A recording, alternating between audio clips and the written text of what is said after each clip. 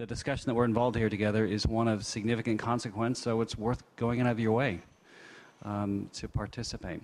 My name is Josh Margolis. I'm Cantor CO2E's Co-Chief Executive Officer, and I've been asked to provide services relating to the moderation, the master of ceremonies for this.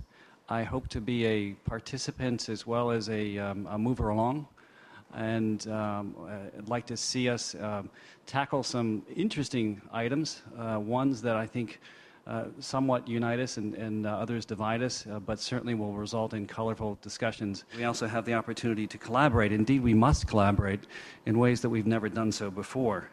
If we roll the timeline forward a few decades, we'll conclude that this particular time frame, 2009, 2012, is a time frame that's pivotal for our planet.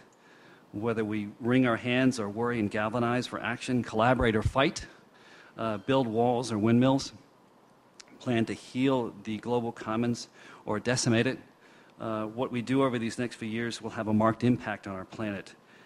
Well, I thought it was important because this is one of the most discussed issues, both climate and energy, that I've seen, I guess since the 70s when I first moved to Washington. In many ways, it parallels those discussions because there are a lot of decisions being made, a lot of votes being taken.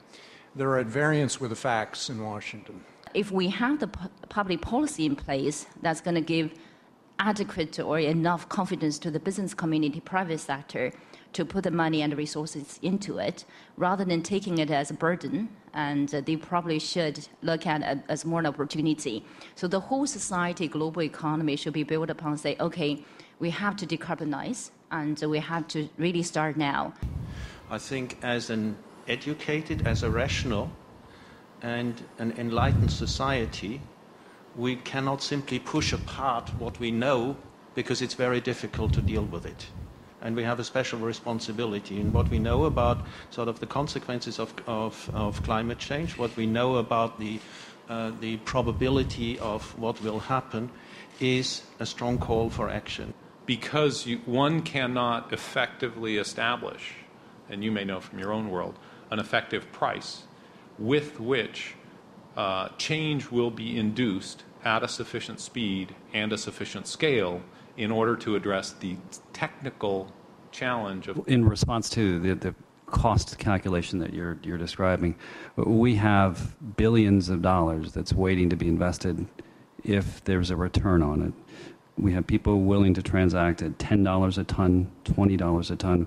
We're transacting air credits that are worth $1.5 million per ton. It is causing, putting that price on it, that cap, has caused significant differences in planning and infrastructure. Right? It's there. Well, I want to say a few positive things. What we have seen is nothing less than a revolution in awareness of people around the world. And I think it's quite interesting, at least my reading of it is, that it was not a revolution that was coming top down. It was not the traditional elite who spread the message. It was very much scientists on one hand and activists, ordinary people on the other hand. And the state sanctions. And I think there's a lot of really interesting work going on right now in evolutionary biology, work in management science, which indicates that, in fact, social norms, the desire to be part of a community, these are very powerful incentives, mechanisms as well that have been underutilized in problem solving in society.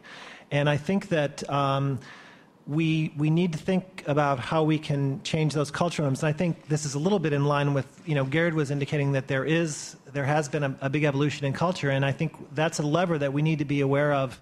Energy efficiency, I would guess, in this country, and you can take studies from McKinsey's and others, you can, without any change of lifestyle, you can increase energy efficiency cost effectively with a payback time of anything between 6 months and 7 years by easily 30%.